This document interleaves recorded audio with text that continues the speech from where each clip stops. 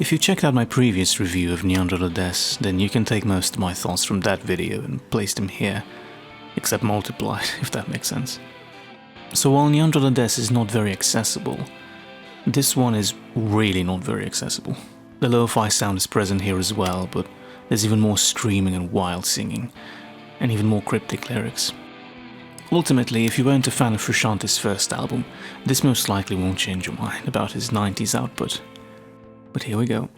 This is Smile from the Streets You Hold.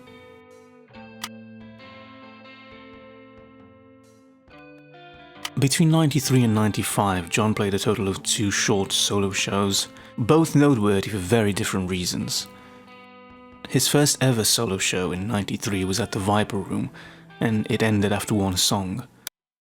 I played the song Life's a Bath, and then I threw up on my friend Gibby Haynes. On stage? I felt it coming while I was on stage, and I just threw the guitar down and I rushed over to Gibby, who was sort of sitting on the stage but sitting on the floor, and I threw up all over him. And he was just laughing. He's used to it, I suppose. The first appearance of Life's a Bath, and that was also the night that River Phoenix died. Meanwhile, his 95 show deserves a mention, as it includes 2 songs that he never actually released on any album.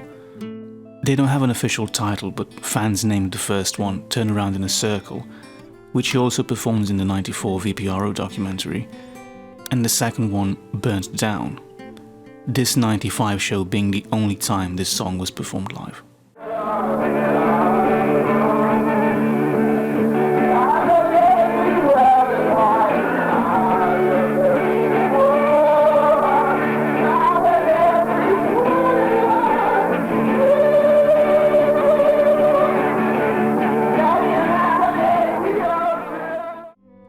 Prior to the release of this album, John put out a 2-song EP called Estrus.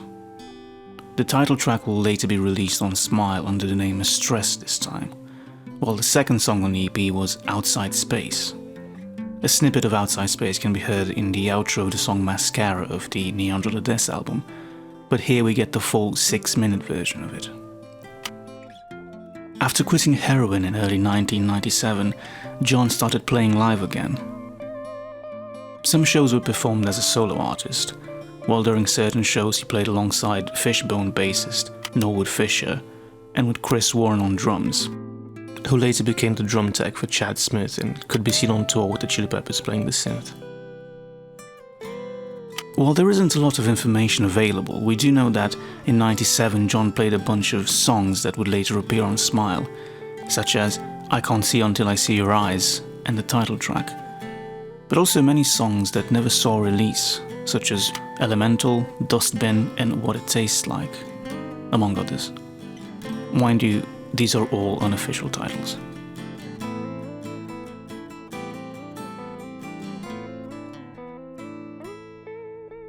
I can't talk about this album without talking about the drug aspect that was part of Frusciante's life at the time, especially since he mentioned that he released it for drug money. After quitting the Chili Peppers in 92, he got heavily addicted to heroin. By the time 97 rolls around, Frusciante managed to quit the particular drug, but he was still struggling with crack cocaine and alcohol. Obviously, it should be mentioned that while he released it for drug money, it doesn't mean that he recorded it for drug money. I think it's a distinction worth mentioning. There are records out there that can be described as drug albums. For example, Volume 4 by Black Sabbath, Be Here Now by Oasis, or Dirt by Alice in Chains. The writing and recording of these albums might have been fueled by certain substances, and there are cases where they describe the feeling that one might get from those certain substances, but they differ very much from Smile from the Streets You Hold. For example, Oasis's third album might have been fueled by cocaine, and you can hear it in its hubris. I like that word, hubris. You can hear it in how bold it is, with its long songs and crunch from the dozen of guitar layers. Alice in Chains will describe to you the feeling of a good night best in a long time, but Smile from the Streets You Hold will put you in the middle of it. So when put in that context, the album can be rather scary, Because what you're listening to is someone going wild, spiraling into drug addiction while their health is deteriorating. The tracklist is not in the order that it was recorded, but you can still definitely hear effects that the addiction has on him. Going from the more energetic A Fall Through the Ground, which was recorded back in 1988, all the way to the strained Stress. That's not to say that every song on the album was written or recorded while he was under the influence of drugs, because we can't know that. But they did play a role. I wrote that song in New York.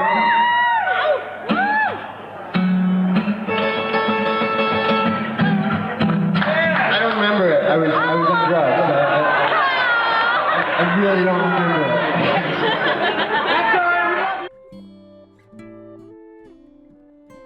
There's a sort of intimacy that comes from the fact that the songs are this raw.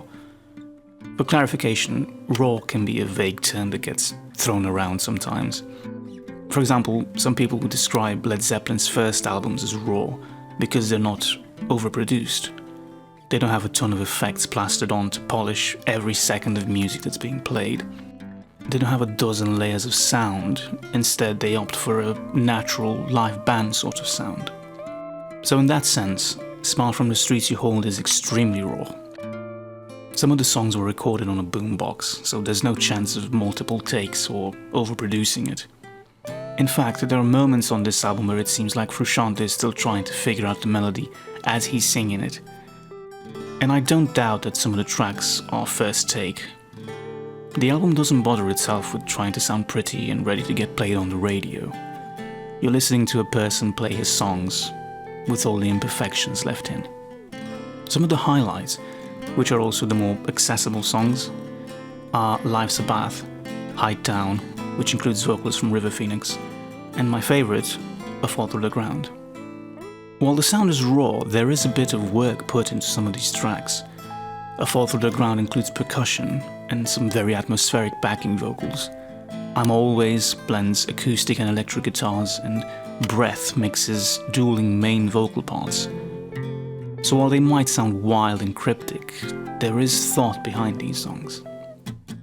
Also, a number worth mentioning is the opening track, Enter a let's hope I pronounced that right. It's an 8-minute song with one electric guitar layer and Frusciante screaming over it. I used to find it quite pleasant while walking to school when I was younger. I even have a favourite part. It's this one, if anyone wants to check it out. It certainly doesn't help that this is the opening track, because the whole album is not entirely like that. But I suppose it sets the tone. I tend to lump in both his 90s albums together when it comes to their sound. However, Niandra comes across as more adventurous, but quite a cohesive album all in all. And the sound has more warmth to it. Maybe it's from the way it was mixed or mastered. Whereas Smile sounds more aggressive and desperate. He's using a lot of distortion on the guitars and there's a lot more screaming, which definitely adds to the feeling I'm getting from it. But also the sound itself is more harsh. Most of the songs have been recorded at various times and they don't have a unifying sound. The fact that it's a bit disjointed is the defining sound of this album. I don't know if this will be considered controversial, but a lot of the times I prefer Smile from the Streets You Hold over Niandra.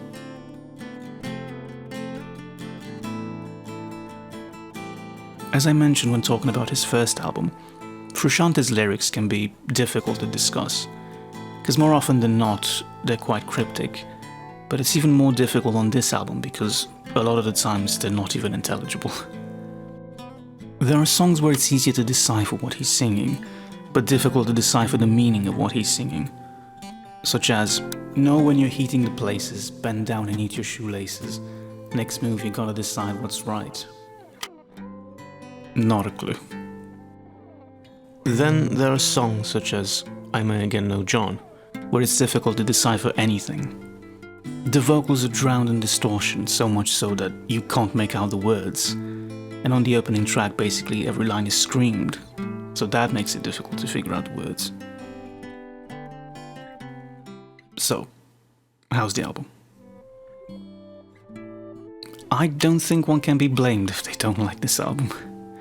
It seems to be one of those situations where people either love it or they hate it.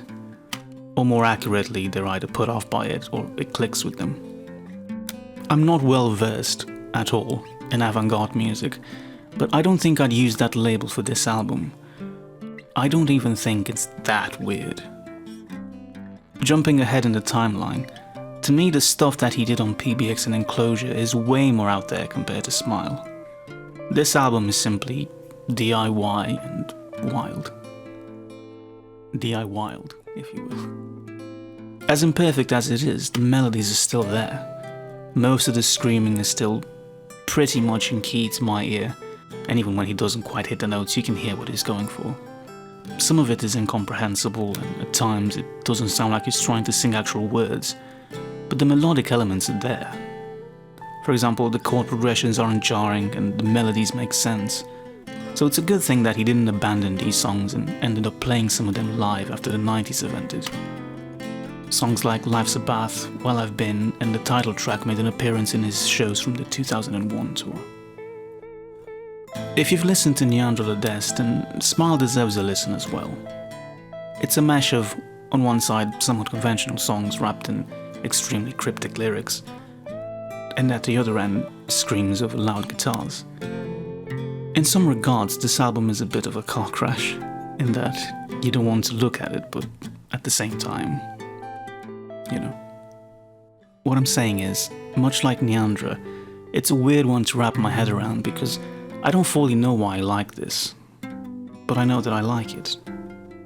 It's messy as hell, but there's something about it.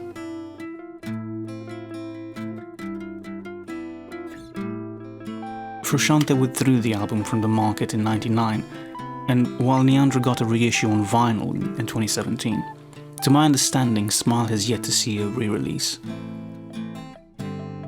Side note. In a 2002 interview, John talked about his approach to writing Californication, which would have started in late '98. I certainly had lost all the momentum as a musician that I had during the time of Blood Sugar. By the time we started writing Californication, I was starting from scratch as a guitar player. My technique was at an all-time low. Meanwhile, here's him in mid-97.